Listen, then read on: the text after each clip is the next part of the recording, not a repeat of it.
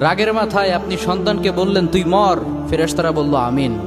তোর ভবিষ্যৎ অন্ধকার, ফেরেশতারা বলল আমিন।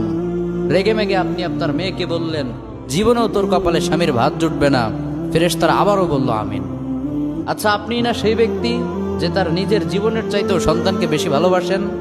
আপনি না সেই ব্যক্তি যে তার সন্তানের জন্য হাসতে হাসতে নিজের জীবনটাও দিয়ে দিতে পারেন? আপনি না সেই ব্যক্তি যে আল্লাহর কাছে নিজের চাইতেও সন্তানের জন্য বেশি দোয়া করে? তাহলে কি করে নিজের হাতে নিজের সন্তানের এত বড় ক্ষতি করতে পারলেন? Doesn't make any sense. Common sense বলতে কিচ্ছু নাই আপনাদের। আপনারা কি জানেন না আপনাদের রাগের মাথায় বদদোয়া করাগুলো ফেরেশতারা আমিন বলে?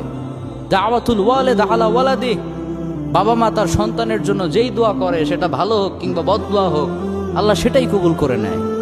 এজন্য খবরদার, নেভার কার্স ইউর চিলড্রেন। রাগের মাথায় কখনো সন্তানকে অভিশাপ করবেন না। খুব বেশি রাগ উঠে গেলে তার জন্য উল্টা